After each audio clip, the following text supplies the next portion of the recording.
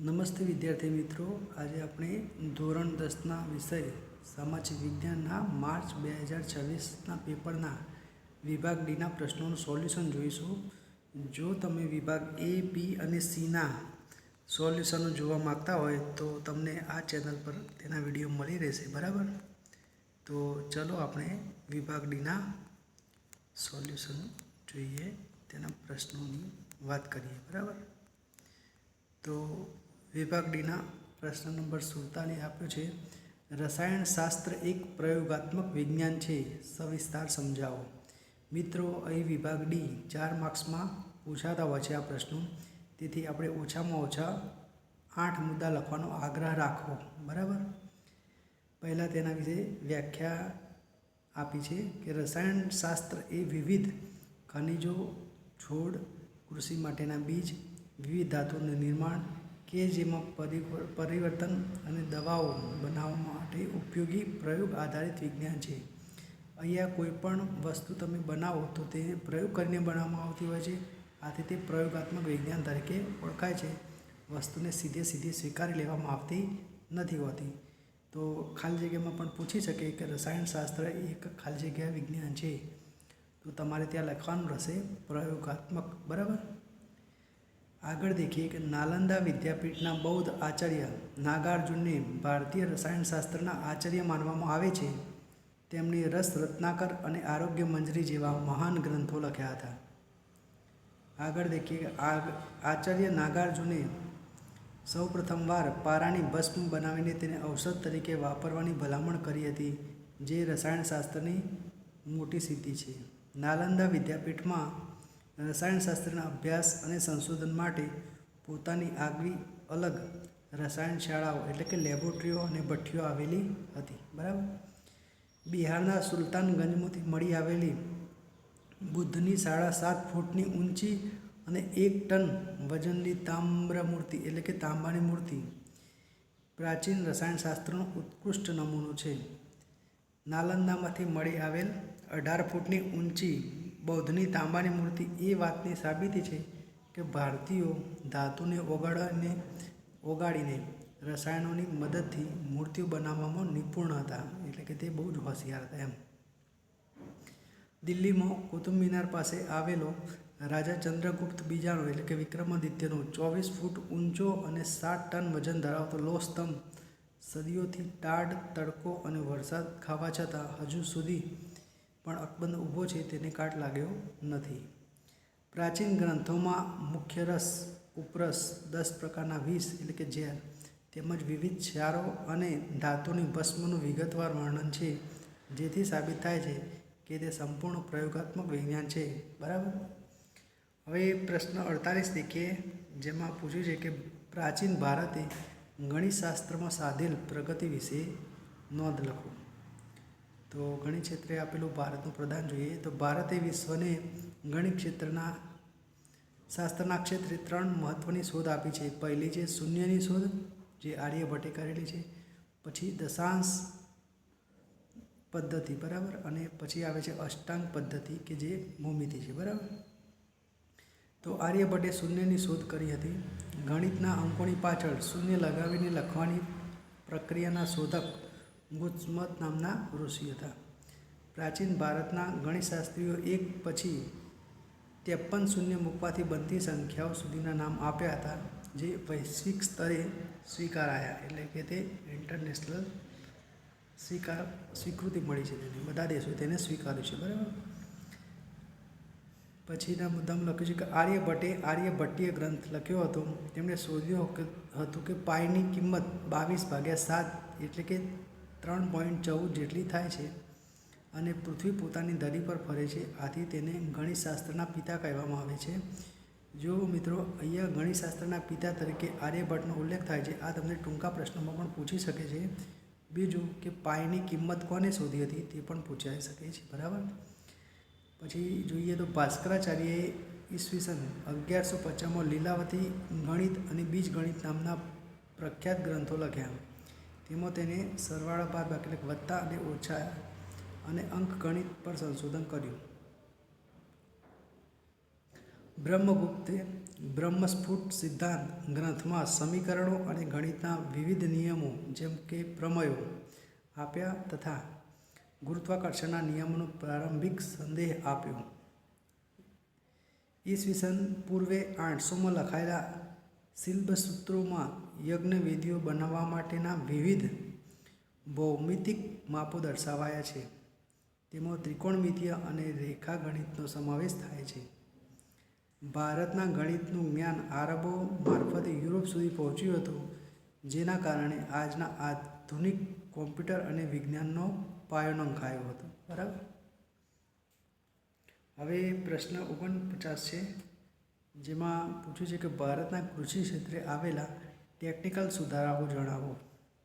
તો જે પહેલાં ખેતી થતી હતી તેમાં કેવા પ્રકારના પરિવર્તનો અત્યારે થયા છે, અત્યારનો ખેડૂત કેવા પ્રકારની ખેતી કરે છે તેની માહિતી આપવાની છે. બરાબર.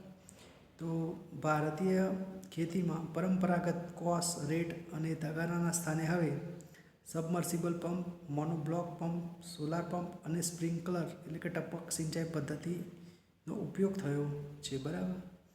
હળ અને બળદના સ્થાને હવે ખેતરો ખેડવા માટે ટ્રેક્ટરો, રોટાવેટર અને પાકની લણણી માટે હાર્વેસ્ટર તેમજ થ્રેશર જેવા આધુનિક સાધનો ખેડૂતો વાપરતા હોય છે. પાકનું વધુ ઉત્પાદન મેળવવા માટે પરંપરાગત બીજના સ્થાને સરકારે પ્રમાણિત કરેલા વધુ ઉત્પાદન આપતા હાઇબ્રિડ અને બીટી બીજનો ઉપયોગ શરૂ થયો છે. બરાબર. પછી જમીનની ફળદ્રુપતા અને પાકના પોષણ માટે ખેડૂતો ડીએપી, યુરિયા, એનપીકે એટલે કે નાઇટ્રોજન, પોટેશિયમ અને ફોસ્ફરસ જેવા રાસાયણિક ખાતરો તેમજ પ્રવાહી જૈવિક ખાતરનો ઉપયોગ કરે છે. પાકને રોગ અને જીવાતોથી બચાવવા માટે આધુનિક કીટનાશકો અને જૈવિક કીટનાશકોનો છંટકાવ કરવામાં આવે છે, જેના માટે હવે ડ્રોન ટેકનોલોજી પણ વાપરવામાં આવતી હોય છે. આગળ દેખીએ તો ખેડૂતોને હવામાન અને પાકની માહિતી આપવા કિસાન રેડિયો, ડીડી કિસાન ચેનલ, સરકારી ખેડૂત પોર્ટલ અને 1551 એટલે કિસાન કોલ સેન્ટરની સુવિધા ઉપલબ્ધ કરાવાઈ છે, જેથી તેને હવામાનની આગાહી અથવા તો તેની માહિતી મળતી રહેતી હોય છે. બરાબર. પછી સોઇલ હેલ્થ કાર્ડ યોજના અન્વયે ખેડૂતો પોતાના ખેતરની માટીનું લેબોરેટરીમાં પરીક્ષણ કરાવી શકે છે અને જમીનની ખામીઓ અને જરૂરી પોષક તત્વોની જાણકારી મેળવી શકે છે. બરાબર. ગુજરાતમાં દાંતીવાડા, જૂનાગઢ, આણંદ અને નવસારી ખાતે કૃષિ યુનિવર્સિટીઓ સ્થાપવામાં આવી છે, જે નવા કૃષિ નિષ્ણાતો તૈયાર કરે છે અને સતત સંશોધન કર્યા કરે છે કે કેમ કરીને ખેતીનું ઉત્પાદન વધુ મેળવી શકાય. બરાબર. તો હવે પ્રશ્ન નંબર 50 દેખીએ. જૈવિક ખેતી એટલે કે ઓર્ગેનિક ફાર્મિંગ તરફનું વલણ શા માટે વધી રહ્યું છે? જૈવિક ખેતી એ પ્રકારની ખેતી હોય છે કે જેની અંદર રસાયણોનો ઉપયોગ નહિવત અથવા તો ના બરોબર નથી જ કરવામાં આવતું હતું. બરાબર. તો રસાયણો વગરની જે ખેતી હોય છે, કીટનાશકો, દવાના છંટકાવ વગરની જે ખેતી હોય છે તેને જૈવિક ખેતી કહેવામાં આવતી હોય છે. તો તેના ઉપર ખેડૂત શા માટે હવે વધારે દોરાઈ રહ્યો છે તેની માહિતી આપવાની છે. તો જૈવિક ખેતીમાં રસાયણ ખાતરો અને કીટનાશકોનો ઉપયોગ થતો નથી, જેનાથી મળતા પાક પોષણયુક્ત હોય છે અને લોકોના સ્વાસ્થ્યને નુકસાન કરતા નથી. બીજું, જૈવિક ઉત્પાદકોમાં કુદરતી સ્વાદ, મીઠાશ અને સોડમ હોય છે, જે ગ્રાહકોને વધુ આકર્ષે છે. આ પદ્ધતિથી તૈયાર થતા અનાજો, શાકભાજી અને ફળોમાં વિટામિન, ખનિજ અને અગત્યના જીવનશક્તિ આપતા તત્વો વધુ પ્રમાણમાં જળવાઈ રહે છે. છાણિયું ખાતર, અળસિયાનું ખાતર, કમ્પોસ્ટ ખાતર વગેરેના ઉપયોગથી જમીનની ભેજ સંગ્રહણ ક્ષમતા અને લાંબા ગાળાની ફળદ્રુપતા વધતી હોય છે. બરાબર. રાસાયણિક દવાઓ મુક્ત હોવાથી આ ખેતી હૂંફાળા મિત્ર કીટકો એટલે કે અળસિયાનું રક્ષણ કરે છે અને હવા, પાણી અને જમીનનું પ્રદૂષણ અટકાવે છે. બરાબર. બજારમાં ઓર્ગેનિક પાકની માંગ ખૂબ વધારે છે, જેના કારણે ખેડૂતોને આ ઉત્પાદનના ઊંચા ભાવ મળી રહે છે અને નફો વધુ મળે છે. વૈશ્વિક સ્તરે ઓર્ગેનિક ખોરાકની માંગ દિન પ્રતિદિન વધી રહી હોવાથી ભારત આવા પાકના નિકાસ કરીને મોટો વિદેશી હુંડિયામણ પણ કમાઈ શકે છે. બરાબર. આગળ દેખીએ તો સરકાર દ્વારા પણ ટકાઉ ખેતીને વેગ આપવા માટે ઓર્ગેનિક ખેતી કરવા ખેડૂતોને સબસિડી, તાલીમ અને પ્રમાણપત્ર મેળવવામાં આર્થિક સહાય આપવામાં આવતી હોય છે. હવેનો પ્રશ્ન 51 છે કે ગરીબી એટલે શું? ગરીબી રેખા હેઠળ જીવતા લોકોના લક્ષણો જણાવો. તો પહેલાં તેની વ્યાખ્યા આપી છે અને પછી તેના લક્ષણો દર્શાવે છે. બરાબર. તો ગરીબ એટલે શું? ગરીબ એટલે શું? તો સમાજનો જે મોટો વર્ગ પોતાની જીવનની જરૂરિયાત એટલે કે લઘુત્તમ જરૂરિયાત અન્ન, વસ્ત્ર, રહેઠાણ, શિક્ષણ અને આરોગ્યની સેવાઓ પણ ભોગવી શકતો નથી, તેનાથી વંચિત રહીને જીવન ગુજારતો હોય છે, તે સ્થિતિને ગરીબી કહે છે. બરાબર. ગરીબી રેખા હેઠળ જીવતા લોકોના લક્ષણો જણાવો.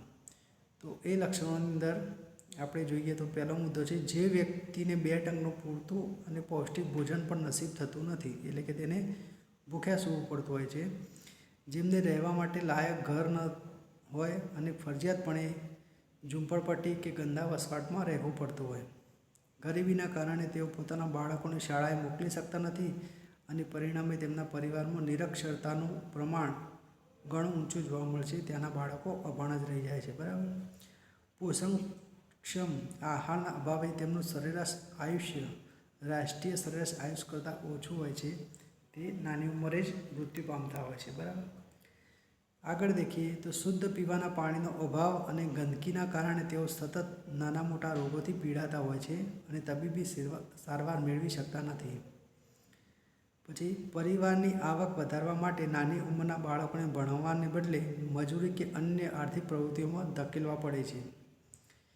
યોગ્ય નવજાત સંભાળ અને પોષણના અભાવે ગરીબ પરિવારોમાં બાળ મૃત્યુદરનું પ્રમાણ ખૂબ વધી રહ્યું છે.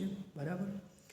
તેમની આવક નિર્ધારિત કરેલી લઘુત્તમ આવક એટલે ગરીબી રેખા કરતાં પણ ઓછી હોય છે અને તેઓ હંમેશા દીવાના બોજ નીચે જીવતા હોય છે. પરિણામે તેઓ કદી આગળ આવી શકતા નથી. બરાબર. તો પ્રશ્ન નંબર 52 દેખીએ. વિશ્વ શ્રમ બજાર. તો એની પહેલાં વ્યાખ્યા આપી છે કે વિશ્વના જુદા જુદા દેશોના શ્રમિકો એટલે કે કામદાર અને નિષ્ણાતો રોજગારી, વ્યાપાર, ઉચ્ચ શિક્ષણ કે તાલીમના અર્થે એક દેશમાંથી બીજા દેશમાં સ્થળાંતર કરે છે ત્યારે તેને વિશ્વ શ્રમ બજાર કહેવામાં આવતું હોય છે. બરાબર. હવે તેને લગતા મુદ્દા દેખીએ તો આજના વૈશ્વિકીકરણના યુગમાં શ્રમની આંતરરાષ્ટ્રીય ગતિશીલતાનો ખૂબ જ મોટો વધારો થયો છે. એટલે કે આપણા દેશમાંથી વિદેશમાં જનારા લોકોની સંખ્યા ખૂબ વધી છે. બરાબર. ભારત જેવા દેશમાં ઉચ્ચ ટેકનિકલ જ્ઞાન ધરાવતા ડૉક્ટરો, ઇજનેરો, મેનેજરો અને આઈટી નિષ્ણાતો વધુ સારી કમાણી અને સુવિધાઓ માટે વિદેશોમાં સ્થાયી થાય છે, જેને બ્રેન ડ્રેન કહે છે. વિશ્વ શ્રમ બજારના કારણે આધુનિક ટેકનોલોજી, કાર્યપદ્ધતિ અને નવીન સંશોધનોનું જ્ઞાન એક દેશમાંથી બીજા દેશમાં સરળતાથી સ્થળાંતરિત થાય છે. વિશ્વમાં કામ કરતા ભારતીય શ્રમિકો પોતાની કમાણીનો મોટો ભાગ ભારતમાં પોતાના પરિવારને મોકલે છે, જેનાથી દેશની કિંમતી વિદેશી ચલણ મળે છે. બરાબર. પછી બહુરાષ્ટ્રીય કંપનીઓ એટલે કે MNCs પોતાની જરૂરિયાત મુજબ યોગ્ય લાયકાત ધરાવતા શ્રમિકોને વિશ્વના કોઈપણ ખૂણેથી ઓનલાઈન ઇન્ટરવ્યૂ કે કરાર આધારિત પસંદ કરી શકે છે. બરાબર. વિકાસશીલ દેશોમાં સસ્તા અને કુશળ શ્રમિકો સરળતાથી મળી રહેતા હોવાથી વિકસિત દેશો તેઓ પોતાના ઓફિસ કે ઉત્પાદન એકમો શરૂ કરે છે. અને છેલ્લો મુદ્દો છે કે વિશ્વ શ્રમ બજારના યુવાનો માટે આંતરરાષ્ટ્રીય સ્તરે પ્રગતિ કરવાની ઉત્તમ તકો પૂરી પડે છે, પરંતુ સાથે સાથે તે સ્થાનિક સ્તરે ઉચ્ચ લાયકાત ધરાવતા માનવબળની અછત પણ ઊભી કરે છે. એટલે કે તે લોકો બીજાનો રોજગાર લઈ જતા હોય છે. બરાબર મિત્રો. હવે પ્રશ્ન નંબર 53 દેખીએ તો દિવ્યાંગ વિદ્યાર્થીઓને સરકાર તરફથી મળતી વિશિષ્ટ સુવિધાઓ વર્ણવો. તો દિવ્યાંગ વિદ્યાર્થીઓને સરકાર તરફથી વિશિષ્ટ એટલે કે સ્પેશિયલ સુવિધાઓ ઓફરો મળતી હોય છે, તેનું આપણે અહીંયા વર્ણન કરવાનું છે. પહેલું છે કે રાઇટ ટુ એજ્યુકેશન RTE અને દિવ્યાંગજન અધિકાર અધિનિયમ હેઠળ 6 થી 18 વર્ષની ઉંમરના તમામ દિવ્યાંગ બાળકોને મફત અને ફરજિયાત શિક્ષણ મેળવવાનો કાનૂની અધિકાર છે. પ્રાથમિક શિક્ષણથી લઈને ઉચ્ચ શિક્ષણ તેમજ ટેકનિકલ અભ્યાસક્રમો માટે દિવ્યાંગ વિદ્યાર્થીઓને આર્થિક બોજ ન પડે તે માટે સરકાર દ્વારા વિશેષ માસિક કે વાર્ષિક શિષ્યવૃત્તિ આપવામાં આવતી હોય છે. બરાબર. પછી બોર્ડની એટલે કે ધોરણ 10 અને ધોરણ 12ની કે અન્ય પરીક્ષાઓમાં દિવ્યાંગ વિદ્યાર્થીઓને પેપર લખવા માટે સામાન્ય વિદ્યાર્થીઓ કરતાં 30 મિનિટ જેટલો વધારે સમય આપવામાં આવતો હોય છે. પછી જોઈએ તો જે વિદ્યાર્થીઓ દ્રષ્ટિહીન છે અથવા તો હાથની દિવ્યાંગતાને કારણે જાતે લખી શકતા નથી તેમને નિયમો અનુસાર પરીક્ષામાં પોતાની સાથે અન્ય વ્યક્તિ પાસે પેપર લખાવવા માટે લખ્યા એટલે કે સ્ક્રાઇબ રાખવાની મંજૂરી મળે છે. જે પોતે લખી ના શકતા હોય તેમના માટે એક બાજુમાં વ્યક્તિ મળતો હોય છે. બરાબર. સરકાર દ્વારા દિવ્યાંગ વિદ્યાર્થીઓની જરૂરિયાત મુજબ વ્હીલચેર, અંધ વિદ્યાર્થીઓ માટે સ્માર્ટ સ્ટિક, બ્રેઇન કિટ, શ્રવણમંદ વિદ્યાર્થીઓ માટે સાંભળવાના મશીનો એટલે કે હિયરિંગ એડ્સ અને લેપટોપ જેવા સાધનો વિનામૂલ્યે આપવામાં આવતા હોય છે, જેથી કરીને તેમના શિક્ષણમાં થોડો વધારો કરી શકાય. બરાબર. પછી ઉચ્ચ શિક્ષણની સંસ્થાઓ, સરકારી કોલેજો અને યુનિવર્સિટીઓમાં પ્રવેશ મેળવવા માટે દિવ્યાંગ વિદ્યાર્થીઓ માટે કાયદાકીય રીતે બેઠકો અનામત રાખવામાં આવતી હોય છે, એટલે કે રિઝર્વ સીટોની ત્યાં સગવડ હોય છે. શાળા અને કોલેજોમાં દિવ્યાંગ વિદ્યાર્થીઓ સરળતાથી અવરજવર કરી શકે તે માટે વ્હીલચેર માટેના રેમ્પ, ખાસ પ્રકારના શૌચાલય અને લિફ્ટો જેવી પાયાની સગવડો ઊભી કરી સરકારે ફરજિયાત બનાવી છે. ઘરથી દૂર ભણવા જતા દિવ્યાંગ વિદ્યાર્થીઓ માટે મફત સરકારી છાત્રાલયોની સુવિધા છે. તેમજ એસટી બસ અને રેલવેમાં મુસાફરી કરવા માટે પાસમાં મોટી રાહત અને બસમાં અને મફત મુસાફરીમાં સુવિધા આપવામાં આવે છે. બરાબર. એટલે કે બસની અંદર તેમને રેલવેની અંદર જે ટિકિટ હોય છે એનો ભાવ બહુ ઓછો લેવામાં આવે છે, એમની પાસની સુવિધા આપવામાં આવતી હોય છે. બરાબર. હવે વિદ્યાર્થી મિત્રો, જે પ્રશ્ન 54 છે તેમાં મારી પાસે અત્યારે હાલ નકશો નથી, પરંતુ તેમાં જે પ્રદેશો લખ્યા છે, જે સ્થળો છે તેની માહિતી મેં લખી છે. તો જોઈએ, પહેલું લખ્યું છે કે રાતી એટલે કે લાલ જમીન ધરાવતો પ્રદેશ. તો લાલ જમીન તમને જે જગ્યાએ જોવા મળે ત્યાં તમારે નિશાન કરવાનું હોય છે, એટલે કે તમિલનાડુ, આંધ્રપ્રદેશ અને ઓડિશા રાજ્યના કોઈપણ એક ભાગમાં તમે લાલ ટપકું કે કાળો ટપકું કરી શકો છો, જે અહીંયા તમે દેખી શકો છો. બરાબર. પછી બીજું છે કાજીરંગા રાષ્ટ્રીય ઉદ્યાન. તો મિત્રો, તમે જાણતા હશો કે એ ભારતના આસામ રાજ્યમાં આવેલું છે. તો આસામ રાજ્યની મધ્યમાં ગેંડા જેવા આકાર અથવા તો ત્રિકોણની સંખ્યાથી તમે કાજીરંગા નામ લખી શકો છો. બરાબર. પછી શણ ઉત્પાદન કરતો એક પ્રદેશ છે, જેમાં એક પશ્ચિમ બંગાળ રાજ્યનો તમે ઉલ્લેખ કરી શકો છો. આ નકશામાં પશ્ચિમ બંગાળના વિસ્તારમાં આડી લીટીઓ જે પ્રમાણે મેં દોરી છે તેમ તમે દોરીને શણ ઉત્પાદન કરતો પ્રદેશ એવું તમે લખી શકશો. બરાબર. ચોથા નંબરમાં લખ્યું છે કે લોખંડ પોલાદ ઉદ્યોગનું એક કેન્દ્ર ભદ્રાવતી.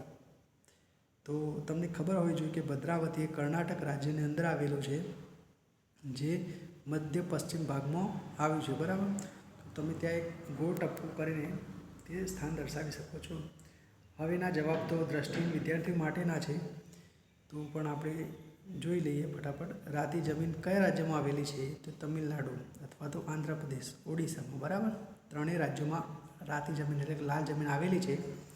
કાજીરંગા રાષ્ટ્રીય ઉદ્યાન કયા રાજ્યમાં આવેલું છે? તો તે આસામ રાજ્યમાં આવેલું છે. શણ ઉત્પાદન કરતા એક રાજ્યનું નામ જણાવો. તો તેમાં તમે પશ્ચિમ બંગાળ લખી શકો. બરાબર.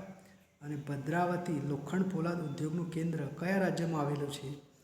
તો તેમાં કર્ણાટક રાજ્ય આવશે. બરાબર. તો આ સાથે આપણો વિભાગ ડી પણ અહીં પૂરો થાય છે. ધન્યવાદ.